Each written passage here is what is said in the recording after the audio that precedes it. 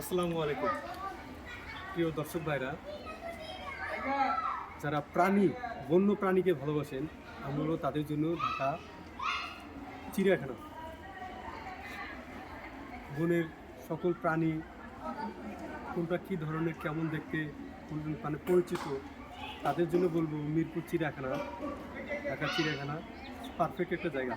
বিশেষ করে বাচ্চাদের জন্য, যারা আমরা বাচ্চা আছি, তাদেরকে বন্য প্রাণীর সাথে বাস্তবে পরিচয় করার জন্য তাদের জন্য একটা পারফেক্ট জায়গা।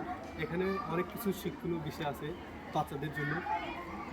তাদেরকে বন্য প্রাণীগুলো কেমন হয়, কোন প্রাণীর নাম কী, সব কিছু এখানে বিস্তারিত দেওয়া আছে। তাদের জন্য আসলে এটা একটা ভালো জায়গা।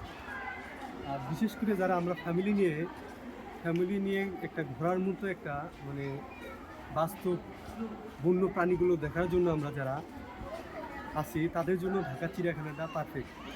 এখানে সব কিছু বাস্তব সকল প্রাণী রয়েছে, বন্য প্রাণী। ফ্যামিলি নিয়ে আসার জন্য এখানে একটা পারফেক্ট জায়গা। চলো আমরা ঘুরে দেখে আসি। এদিক দাও।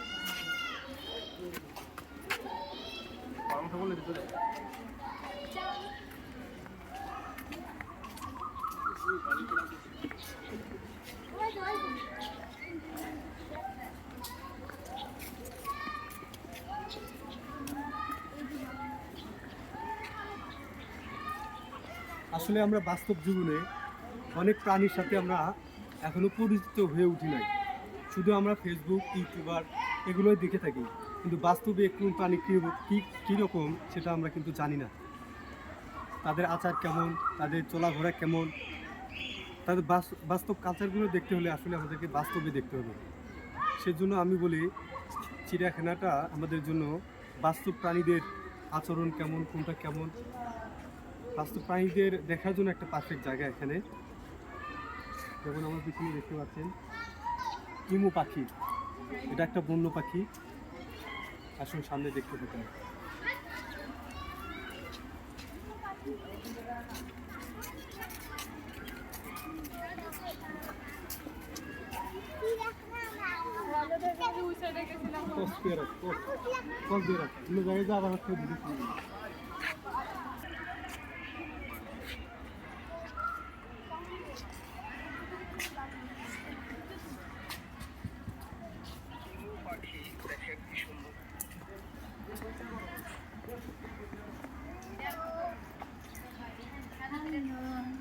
আসলে এখানে দেখার মতো অনেক কিছু আছে। এখানে যদি সব কিছু যদি দেখতে চান, তাহলে একটা দিনও এখানে কভার করতে হবে। একদিন ফুল এটার পিছনে দেখতে হবে। জায়গাটা, ঢাকা চিড়িয়াখানার জায়গাটা বিশাল বড়।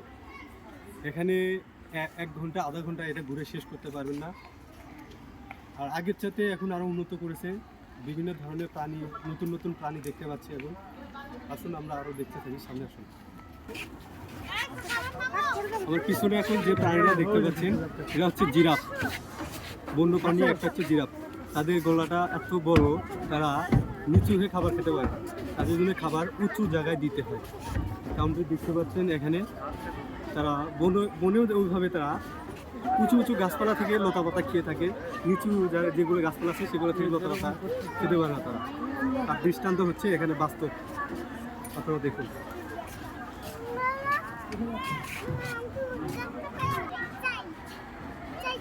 হ্যাঁ বাবা, ওই যে ওইখানে অনেকগুলো আছে বাবা, ওই যে ওইখানে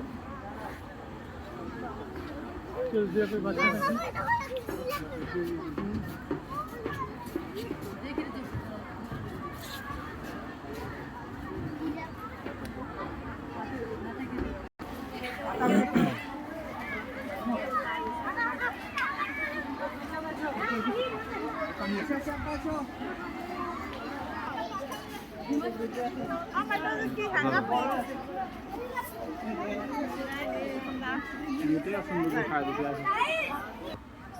এটা হচ্ছে বন্য প্রাণী, একটা হচ্ছে লামা।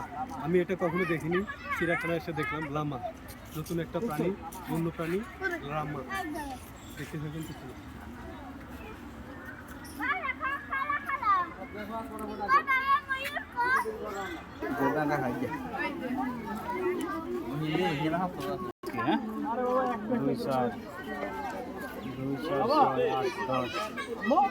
10টায় উপরে না, আরও আছে নিচে।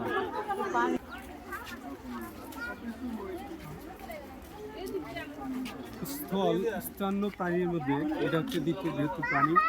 যে প্রাণীর শরীরের গঠনটা বিশাল, আর তাদের চামড়াটা এত পরিমাণ মোটা, তাদের সহজে চামড়াটা ঘ্যাল করা যায় না।